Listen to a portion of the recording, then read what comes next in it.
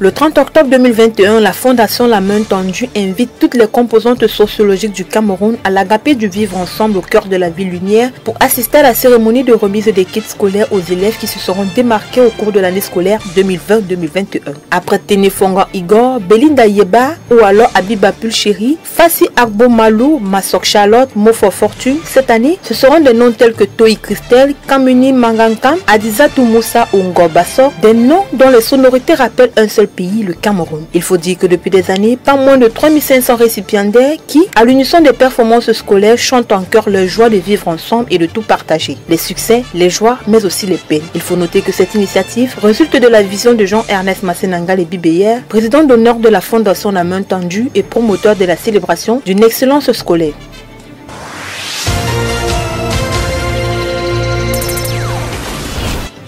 Trois mois et de nombreux blessés, c'est le bilan de l'accident qui s'est produit le 25 octobre dernier au lieu-dit village Manengolais, situé dans le Mongo, région du littoral. D'après certaines sources, l'accident serait la résultante d'une collision entre un coaster appartenant à l'agence Bamboutos Express, visiblement en excès de vitesse, et un camion plateau appartenant à la société Dangote, tous deux en provenance de l'ouest pour le littoral. Il faut dire que cet accident de plus sur la nationale numéro 5 a connu la mobilisation des éléments de la brigade routière de Konsamba avec à sa tête son chef d'unité. Il faut noter qu'une fois sur les lieux, ils ont procédé au dégagement de la chaussée et l'intervention des éléments du corps des sapeurs-pompiers centre de Konsamba a permis de retirer les dépouilles des victimes qui étaient coincées dans les véhicules. Les riverains de cette localité ont une fois de plus saisi cette occasion pour appeler le ministre des Transports à renouveler la sensibilisation à l'excès de vitesse et au repos des chauffeurs.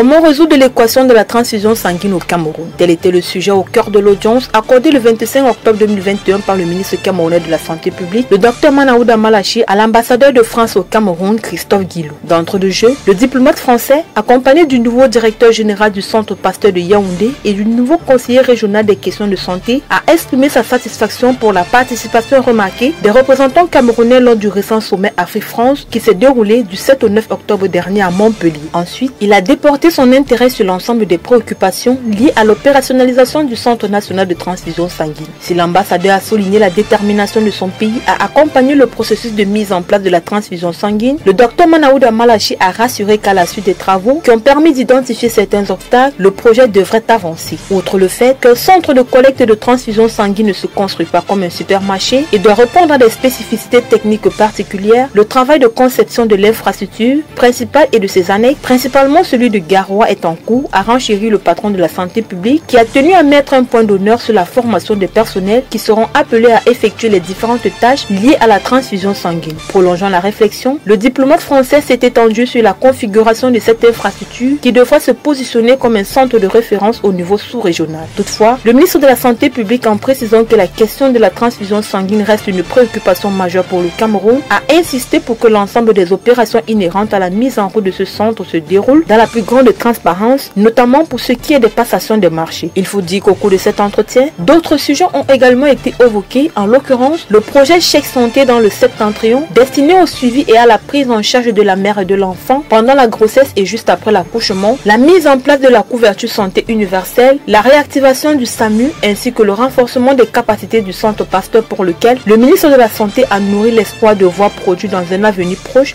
des tests et des vaccins. Dans la même lancée, le ministre Manaouda a instruit qu'une étude soit menée pour déterminer le coût de l'investissement y relatif. La problématique de la gestion des déchets hospitaliers a été soulevée, en recommandant de se rapprocher de l'entreprise de Isakam afin de mener la réflexion sur la collecte et le traitement des déchets. Le Dr Manaouda Malachi a réitéré sa vision de la gestion des déchets hospitaliers, traduite par l'installation d'un incinérateur géant par région hors des agglomérations où seront acheminés tous les déchets collectés afin de limiter les risques environnementaux. Pour sa part, le diplomate français s'est dit disposé à soutenir ces différents projets. Au sujet de la pandémie de Covid-19, les deux personnalités ont revisité le dispositif de surveillance à l'aéroport international de Simalène et les préparatifs de la couverture sanitaire de la prochaine CAN que le Cameroun abritera. Au passage, Christophe Guilou a indiqué qu'à la suite d'une campagne de sensibilisation coupée à une opération de vaccination menée par les équipes du MinSanté dans ses services, 98% de son personnel sont vaccinés.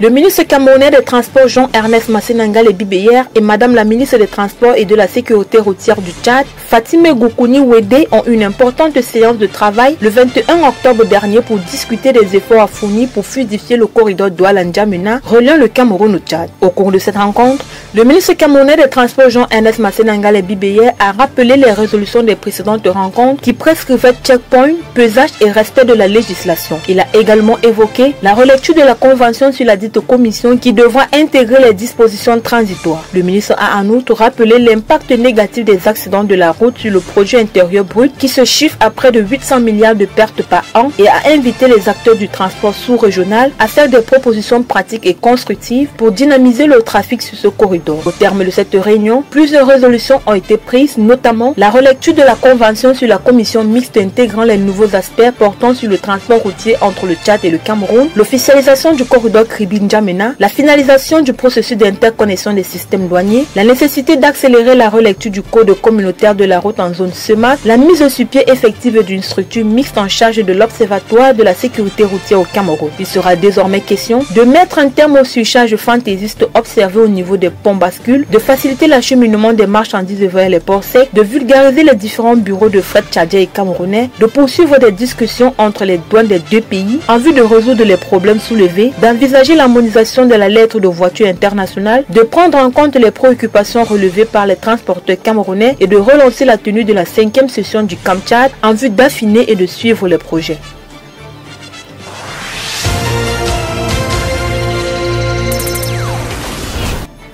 Suite à l'arrestation le 25 octobre 2021 du Premier ministre soudanais Abdallah Hamdok ainsi que de plusieurs autres membres du gouvernement de transition par des hommes armés, le général Abdel Fattah al-Burhan a annoncé la dissolution des autorités de transition et a déclaré l'état d'urgence. Il faut dire que depuis l'annonce de ce coup d'État, la communauté internationale s'est dit inquiète. La Commission européenne, quant à elle, a demandé la libération rapide des dirigeants civils du gouvernement arrêtés par les forces de sécurité et a réclamé un rétablissement des communications dans le pays. Dans le communiqué signé du ministre de l'information, le chef du gouvernement Abdallah Hamdok sera détenu dans un lieu tenu secret par les hommes armés après que celui-ci ait refusé de soutenir un coup d'État. Il faut dire que cette arrestation de la plupart des ministres et des membres civils du conseil de transition, à moins d'un mois de la date prévue de transmission du pouvoir des militaires aux civils, met le feu aux poudres dans ce pays de l'Afrique de l'Est. Il faut noter qu'il y a quelques jours, des manifestants réclamaient le départ du gouvernement de transition, accusé d'inertie face aux préoccupations des populations. Mais la coalition pro-civile au Soudan avait réitéré le 23 octobre dernier son soutien au Premier ministre Abdallah Hamdok, mettant en garde contre un coup d'État. L'association des professionnels, l'un des fers de lance de la révolte qui avait mis fin en 2019 au règne de l'ancien président Omar El-Béchir, accompagné des syndicats des médecins et des banques, a appelé le 25 octobre dernier les Soudanais à la désobéissance civile.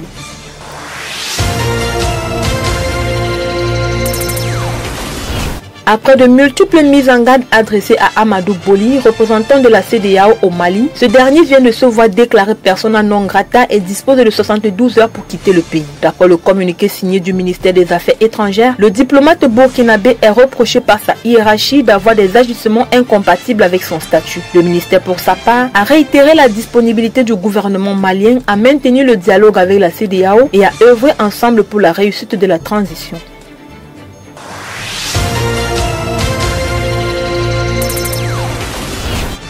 Suite à la situation sécuritaire qui prévaut au Sahel, la délégation du Conseil de sécurité de l'ONU en visite de travail le 25 octobre dernier au Niger a assuré s'occuper très activement de ce problème. Il faut dire que depuis des années, des exactions au Burkina Faso, au Mali et au Niger ont fait des milliers de morts et de déplacés. Et la zone dite des trois frontières, située entre ces pays, est présentée comme un bastion des djihadistes ayant fait allégeance à Al-Qaïda et au groupe État islamique. C'est donc face à cet état de choses que l'ambassadeur de France auprès des Nations Unies, Nicolas de Rivière, a déclaré lors de cette visite de travail au Niger que le Conseil de sécurité s'occupe très étroitement, très activement de la situation dans la région. Le Conseil de sécurité est en appui à la paix et à la stabilité dans la région. Nous allons continuer à le faire pour essayer de vous aider à aider le Mali autant que possible, a-t-il déclaré.